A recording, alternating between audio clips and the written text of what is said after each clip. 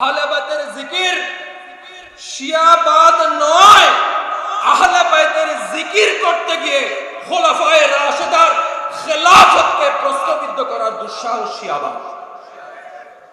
মৌলা আলীর মৌলাইয়াতের জিকিরকে বুলন্দ করার নাম রাফেজিয়ত নয়। মৌলা আলীর শান ও আজমতের আড়ালে আসহাবে রাসূলের আজমতের উপর আঙ্গুল তোলার অপবাদের নাম শিয়াবাদ।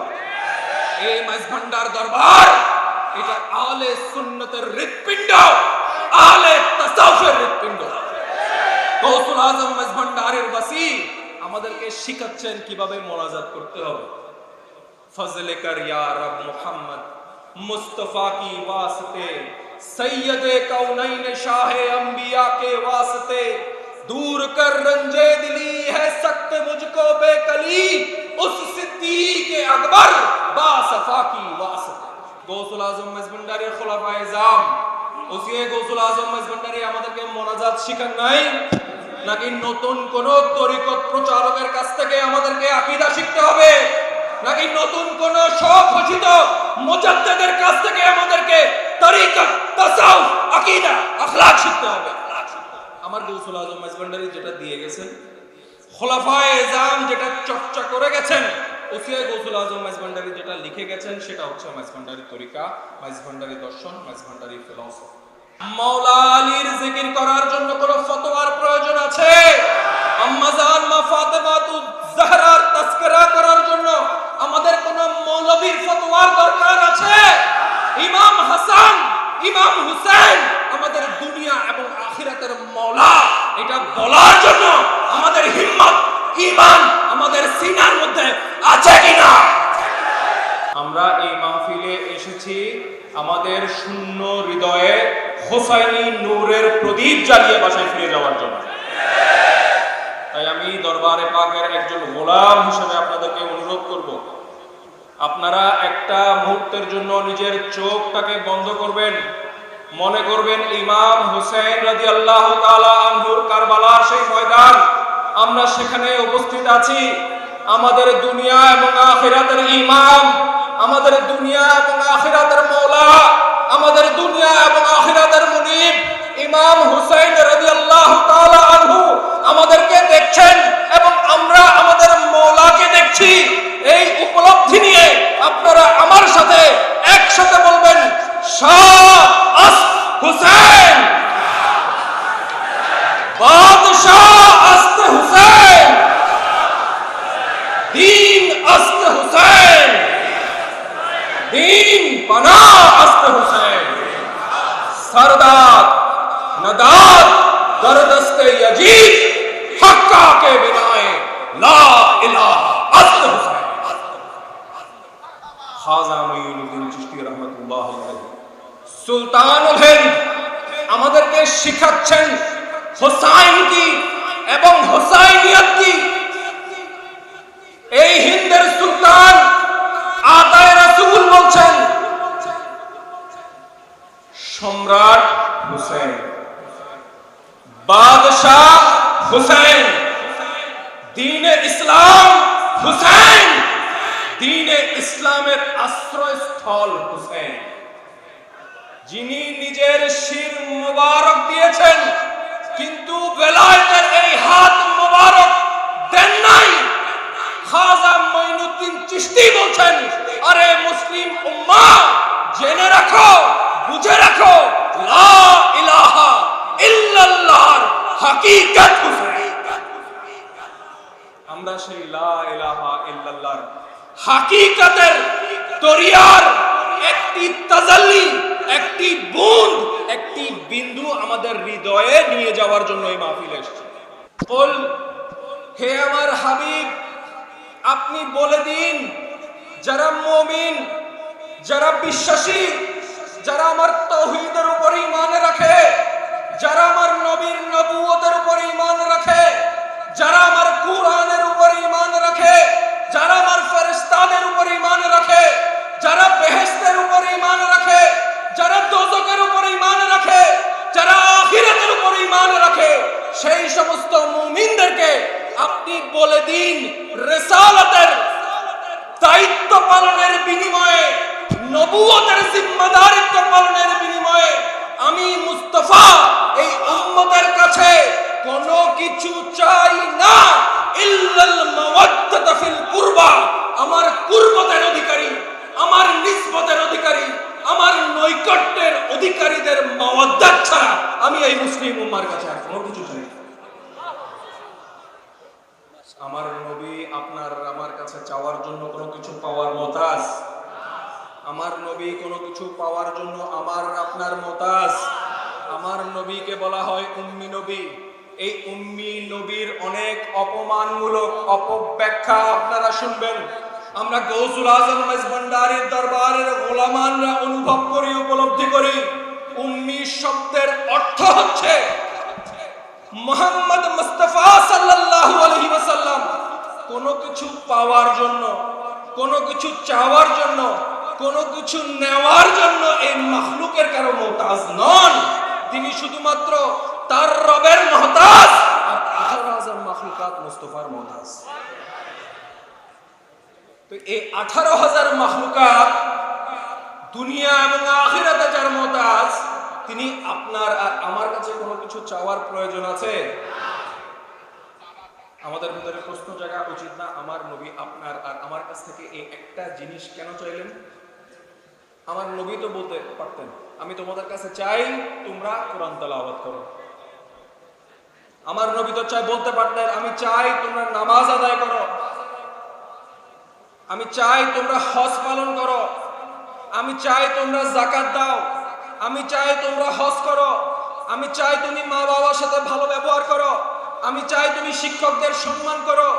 সবকিছুই মুসলমান হিসেবে আমাদের জন্য অত্যন্ত গুরুত্বপূর্ণ। আমাদের শরীরের অনেক অঙ্গ প্রত্যঙ্গ আছে না?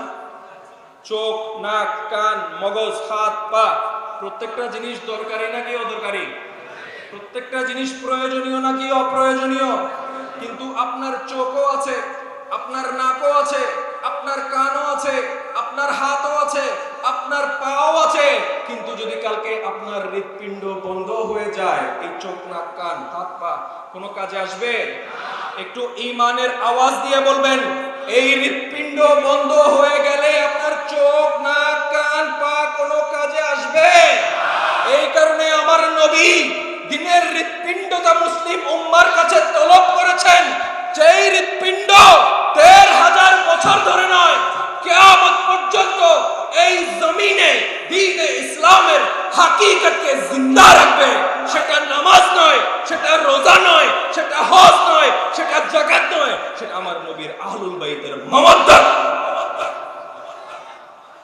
কারবালার ময়দানে ইমাম হুসাইন রাদিয়াল্লাহু তাআলা আনহু গর্দান মুবারক যে মালউন ছুরি চালিয়েছিল, জাগতিক পরিচয় সে মুসলমান ছিল না খ্রিস্টান ছিল? মুসলমান ছিল না ইহুদি ছিল? কাফের ছিল, মুশরিক ছিল নাকি নামে লেবাসে মুমিন ছিল? তাদের মাথায় পাগড়ি ছিল কিনা? তাদের সুন্নতি লেবাস ছিল কিনা? তাদের কপালে নামাজের দাগ ছিল কিনা? তাদের হাতে কুরআন ছিল কিনা? তাসবির দানা ছিল কিনা? তাদের জবানে নারায়ে তাকবীর ছিল কিনা? কিন্তু তাদের শরীরে সমস্ত অঙ্গ প্রত্যঙ্গ ছিল সেই হৃৎপিণ্ড ছাড়া, যার কারণে তাদের সমস্ত কিছু আল্লাহর বারগাহে নিষ্ফল হয়ে গিয়েছিল। সেই হৃৎপিণ্ডের নাম আহলুল বাইতের মাওয়াদ্দাত। আমরা সেই হৃৎপিণ্ডের নিয়ামত হাসিল করার জন্য আজ গৌসুল আজম মেজভান্ডারে কদমে এসেছি। আমাদের আর কোনো জাগতিক খায়েশ নেই, আমাদের আর কোনো জাগতিক অভাব নাই, আমাদের আর কোনো জাগতিক প্রয়োজন নাই। আছে, সেগুলোর জন্য আজ আমরা দুনিয়াদারি, সংসার, সমাজ, ব্যবসা, চাকরি ফেলে আজ গাউসুল আজম মেজভান্ডারীর দরবারে আসি নাই। আমরা এসেছি আমাদের এই খালি সিনাটাকে নিয়ে আসব, আর গাউসুল আজম মেজভান্ডারীর দরবার থেকে আহলে বাইত রাসূলের মাওয়াদ্দাতে পরিপূর্ণ একটা কলবে সালিম নিয়ে যাব। আল্লাহ আযza জালাল আমাদের সকলকে এই মহা নিয়ামত হুজুর গৌসে পাকের কদমের সাদকায় এই দরবার থেকে, এই মাহফিল থেকে নিয়ে যাওয়ার তৌফিক আতা করুন। প্রিয় হাজরান,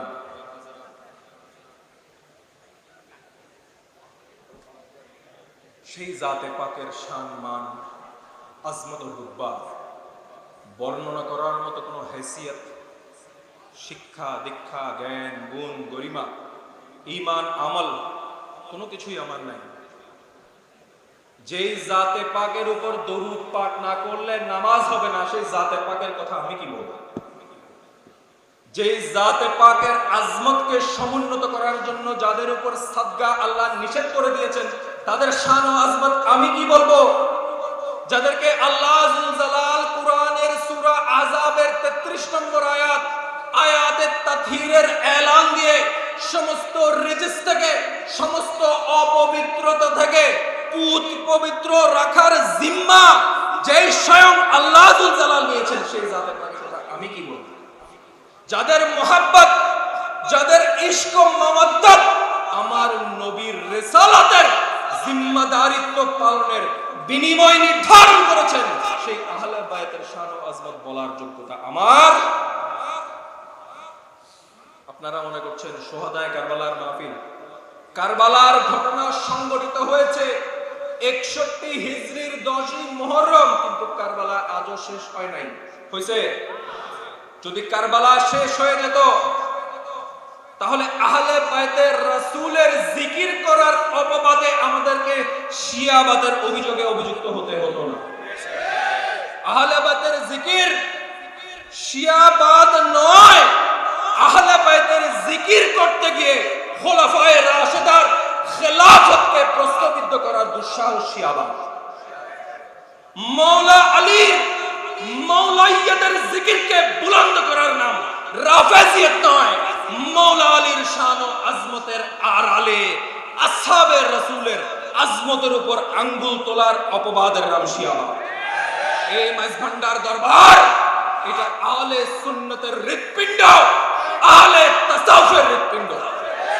গৌসুল আজম মাইজভান্ডারের বাসী আমাদেরকে শিখাচ্ছেন কিভাবে মোনাজাত করতে হবে।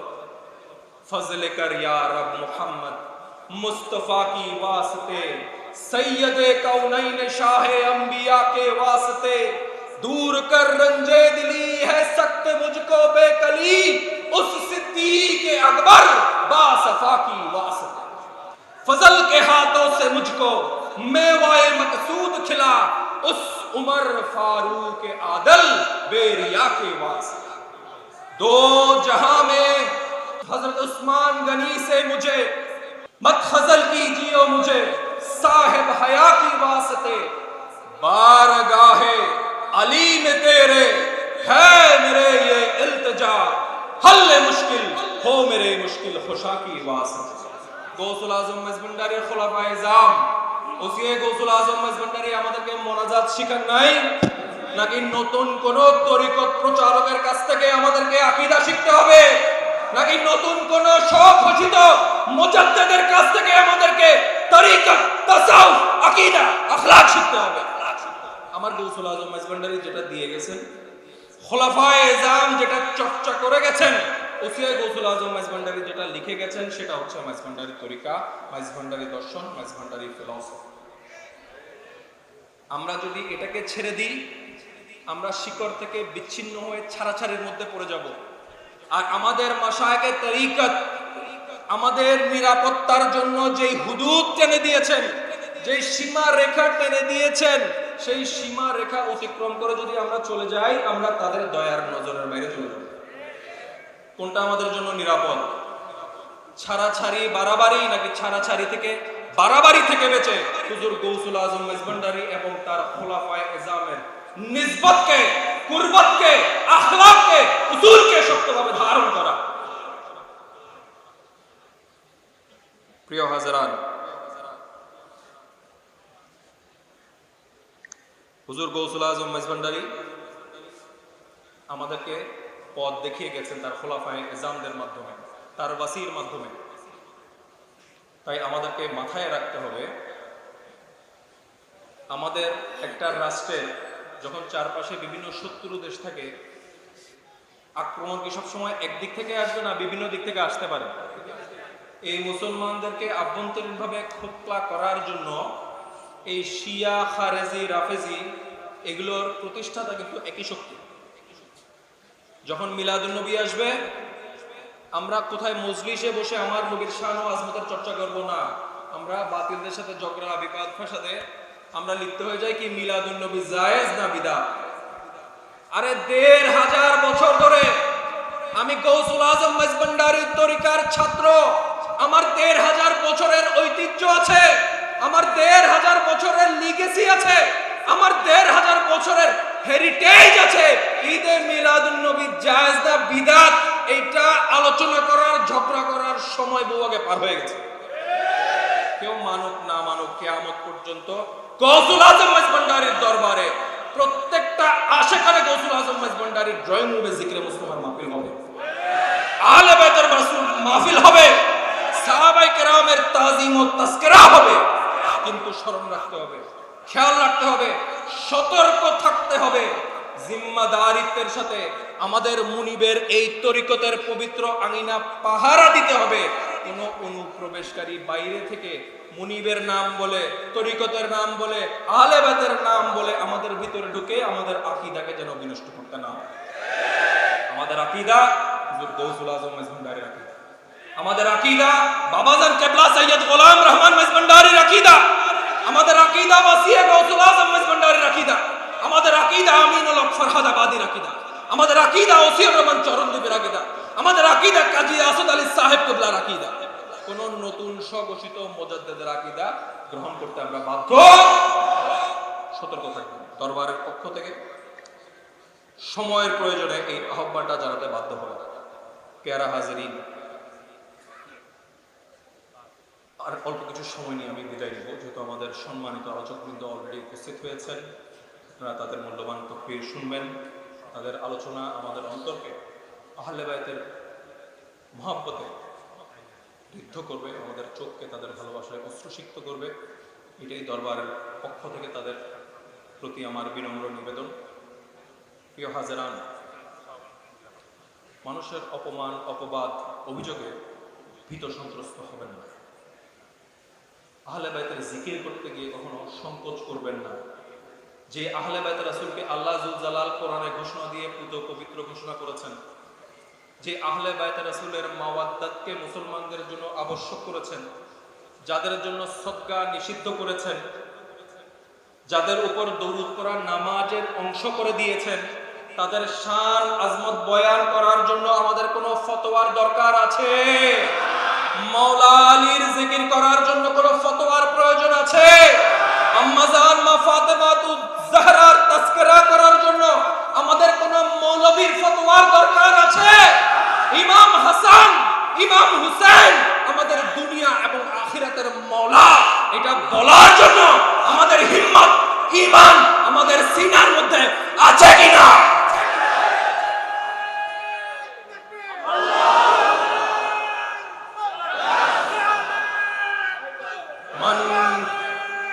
মান কুনতু মাওলা, মান কুনতু মাওলা ফা আলিউল মাওলা। এটা কি আমার ডিক্লারেশন? কোন মাওলানা সাহেবের ডিক্লারেশন? কোন রাজা বাদশাহ ডিক্লারেশন? ডিক্লারেশন কার? এলান কার? ঘোষণা কার? অনর্তন গুমশি আল্লাহ। এবার এলান সাইয়্যিদুল মুরসালিনের, এটা এলান খাতামুন নবীনের, এটা এলান রাহমাতুল লিল আলামিন। নবীর এলান বুকে ধারণ করতে আমাদের কোনো অসুবিধা আছে? ভয় আছে? খেয়াল রাখতে হবে, মওলার মওলাইয়াতের ডিক্লারেশনে আসমান এবং জমিন কাঁপবে, কিন্তু আমার নবীর সেই হাদিসটাকে আমরা আমাদের জেহনের মধ্যে রাখবো, যেখানে আমার নবী পাক বলেছেন, হে আলী, তোমাকে কেন্দ্র করে আমার উম্মতের মধ্যে দুইটা দল পথভ্রষ্ট হবে। কয়টা দল? কার এলান? বলেন না, আমার নবীর এলান, আমার নবীর হাদিস। একটা দল তোমাকে ঘৃণা করবে, তোমার বিরুদ্ধাচারণ করবে, তোমার নাম শুনলে তাদের অন্তরে খচখচ খচখচ করবে, তোমার জিকির তারা শুনতে পারবে না, তোমার শান আজমত তারা মানতে পারবে না, তারা পথভ্রষ্ট এবং অভিশপ্ত। এরকম সম্প্রদায় আমাদের সমাজে আছে কিনা? আরেকটা দল তোমার কথা বলতে গিয়ে, তোমার প্রতি ভালোবাসা দেখাতে গিয়ে, তোমার প্রেমের কপট দাবিতে তোমার টেনে দেওয়া সীমারেখা অতিক্রম করে তোমাকে ওভারটেক করে চলে যায়। এই দলও আমাদের সমাজের মধ্যে আছে কিনা? আমরা মওলার পিছনেও নাই, আমরা মওলার সামনেও নাই। আমার নবী যখন এলান করলেন মান কুনতু মাওলা, আজ থেকে আমি তোমাদের যেরকম মওলা, ফা আলিউন মাওলা, আলীও তোমাদের জন্য সেরকম মওলা। মওলা শব্দের অনেক অপব্যাখ্যা আমরা শুনি কিনা? আমার নবী নবুয়তের দৃষ্টি দিয়ে দেখেছিলেন, এই জন্য শুধু আলিউন মাওলা বলেন নাই, কারণ আলিউন মাওলা বললে এই মাওলা শব্দের অপব্যাখ্যা করার সুযোগ থেকে যেত। আমার নবী এই জন্য কিয়ামত পর্যন্ত আলী আমাদের জন্য কিরকম মাওলা জানিয়ে দিচ্ছেন। মান কুনতু মাওলা, আমি মুস্তাফা তোমাদের জন্য যেরকম মাওলা, আলী তোমাদের জন্য সেরকম মাওলা। আমি তোমাদের শিক্ষক হলে আলীও শিক্ষক, আমি তোমাদের প্রশিক্ষক হলে আলীও প্রশিক্ষক, আমি তোমাদের রক্ষক হলে আলীও রক্ষক, আমি তোমাদের অভিভাবক হলে আলীও তোমাদের অভিভাবক। পার্থক্য শুধু একটা, আমি মুস্তাফা নবুয়তের শাহনশাহ, আমার আলী ওয়ালায়াতের শাহনশাহ।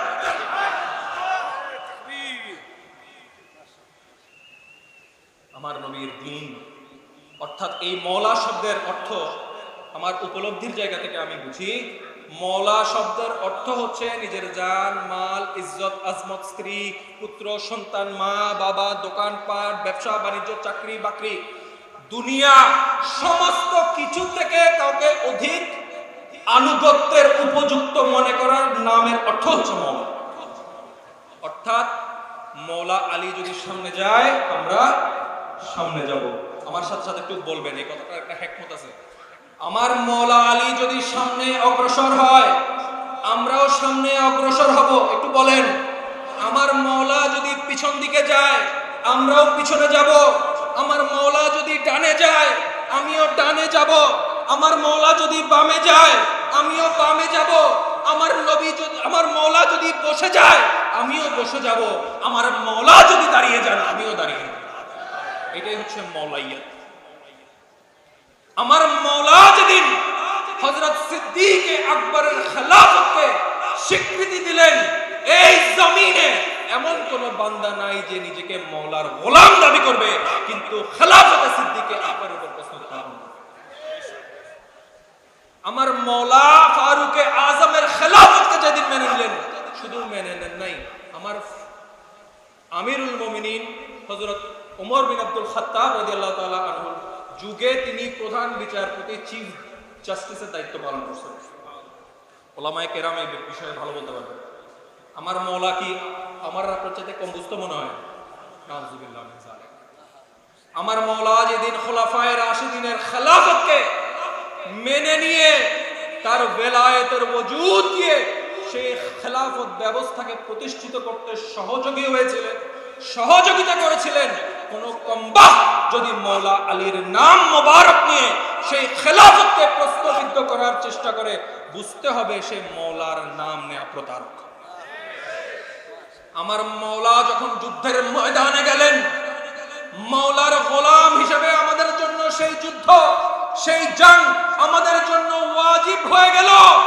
আর যখন উম্মতে মুস্তাফার ফলাইয়ের জন্য, ফলাইয়ের জন্য, ইত্তেহাদের জন্য আমার মওলা কোন সুলা করলেন, সেই সুলার উপর কায়েম এবং দায়েম থাকা কিয়ামত পর্যন্ত এই উম্মতে মুস্তাফার জন্য ওয়াজিব হয়ে গেল। এটাই আহলে সুন্নাত ওয়াল জামাতের আকীদা। হুজুর পাক সাল্লাল্লাহু আলাইহি ওয়াসাল্লাম যখন ঘোষণা করলেন মান কুনতু মাওলা ফা আলিউন মাওলা, তখন সর্বপ্রথম যেই দুইজন ব্যক্তি তাকে কংগ্রেচুলেট করেছেন, অভিনন্দন জানিয়েছেন, অভিবাদন জানিয়েছেন, মোবারকবাদ জানিয়ে তার হাত চুম্বন করেছেন, তাদের প্রথম জন হচ্ছে খলিফাতুল মুসলিমিন আমিরুল মুমিনিন হযরত আবু বকর সিদ্দিক রাদিয়াল্লাহু তাআলা, এবং দ্বিতীয় জন ব্যক্তি হচ্ছেন ফারুকে আদল ওমর ইবনুল খাত্তাব রাদিয়াল্লাহু তাআলা। এখন আমাদের মধ্যে একটা দ্বন্দ্ব সৃষ্টি করে না, কে বড়, কে ছোট, কে আফজাল করা হয় কিনা? এগুলো আমরা আপনাদেরকে আগেও বলেছি, এগুলো আমাদের ঈমানকে বিনষ্ট করার ট্র্যাপ। এসব ট্র্যাপে পা দিবেন না। এমন অনেক কিছু প্যারামিটার আছে যেই প্যারামিটারে আমার নবী সিদ্দিকে আকবরকে আফজালিয়ত দিয়েছে। কিছু প্যারামিটার আছে যেসবে আমার নবী ফারুকে আজমকে আফজালিয়ত দিয়েছেন, কিছু প্যারামিটার আছে যেই প্যারামিটারে ওসমান গনি জিন্নুরাইনকে আফজালিয়ত দিয়েছেন। কিছু প্যারামিটার আছে যেখানে আবু হুরাইরাকে আফজালিয়ত দিয়েছেন। কোন প্যারামিটারে বেলাল হাবশিকে আফজালিয়ত দিয়েছেন। কোন প্যারামিটারে আম্মার বিন ইয়াসসারকে আফজালিয়ত দিয়েছেন। আর ওলায়েতের প্যারামিটারে যাকে আফজালিয়ত দিয়েছেন তাকে আমার নবী সমস্ত মুমিন মুমিনার মাওলা ঘোষণা করে দিয়েছেন। তিনি হচ্ছেন মাওলায়ে কায়নাত হযরত আলী কারামাল্লাহু ওয়াজহু কারীম। কোনো অসুবিধা আছে? কারোর প্রতি আমাদের অন্তরে বুগজ আছে? কারোর প্রতি আমাদের অন্তরে অসম্মান আছে? আমার নবীর আহল বাইতও আমার নবীর খোলাফায়ে রাশিদিনও আমার নবীর আশরায়ে মুবাশশারাও আমার নবীর সাহাবীও আমার নবীর আউলিয়ায়ে কেরামও আমার। মাওলা আলীর শান ও আজমতের উপর যখন আক্রমণ আসবে, আমরা মাওলা আলীর গোলামরা দাঁড়িয়ে গিয়ে তার প্রতিবাদ করব। আমার নবীর সিদ্দিকিয়তের উপর যখন আক্রমণ আসবে, আমরা মাওলা আলীর গোলামরা দাঁড়িয়ে গিয়ে সিদ্দিকে আকবর আজমতকে আমরা প্রতিষ্ঠিত করব। কোনো অসুবিধা আছে?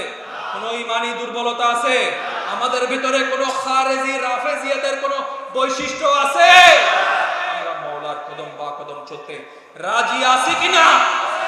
আমাদের অন্তরে মাওলা আলীর মাওলাইয়াতের প্রতি পরিপূর্ণ আস্থা আছে কিনা? আমি গুনাহগারের বক্তব্যে আপনারা খুশি হয়েছেন না বেজার হয়েছেন? যদি খুশি হয়ে থাকেন, আজকে আমি আপনাদের কাছ থেকে একটা হাদিয়া চাবো, দিবেন? যদি আপনারা আমার এলানে খুশি হয়ে থাকেন, তাহলে আজ আমি গৌসুল আজম মেজবান্ডারির দরবার থেকে, গৌসুল আজম মেজবান্ডারির কদমে দাঁড়িয়ে, গৌসুল আজম মেজবান্ডারির দরবারের একজন ভিখারি হয়ে আপনাদেরকে আহ্বান করব নারায়ে হায়দারি বলে, এবং আপনাদের অন্তরের যত শক্তি আছে, যত প্রেম আছে, যত উচ্ছ্বাস আছে, সেই উচ্ছ্বাস দিয়ে দুই হাত তুলে আপনারা বলবেন, ইয়া আলী, ইয়া আলী, ইয়া আলী। রাজি আছেন? নারায়ে হায়দারি, নারায়ে হায়দারি, নারায়ে হায়দারি। ইয়া মাওলা, আজ গৌসুল আজম মেজবান্ডারির দরবার থেকে এই মিসকিনদের এই এলানকে মাওলা আলীর গোলামের প্রতিজ্ঞা হিসেবে আপনি আপনার বারগাহে কবুল করে নিন। দুনিয়া এবং আখিরাতে হযরত মাওলা আলী, মা ফাতেমা, ইমাম হুসাইনের কদমে আমাদেরকে আশ্রয় দান করুন। আমাদের পরবর্তী প্রজন্ম কিয়ামত পর্যন্ত সমস্ত নসলকে মাওলা ৭৩ ফিরকার মধ্যে ৭২ পথভ্রষ্ট ফিরকার আগুন থেকে হেফাজত করার জন্য আপনি আহলে বাইত রাসূলের ইজ্জত এবং করবেন।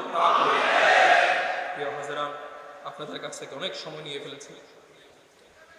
আজ এই সন্ধ্যায় কারবালার মাহফিলের একটু প্রেক্ষাপট 2 মিনিট আলোচনা করে আমি বলে দেব।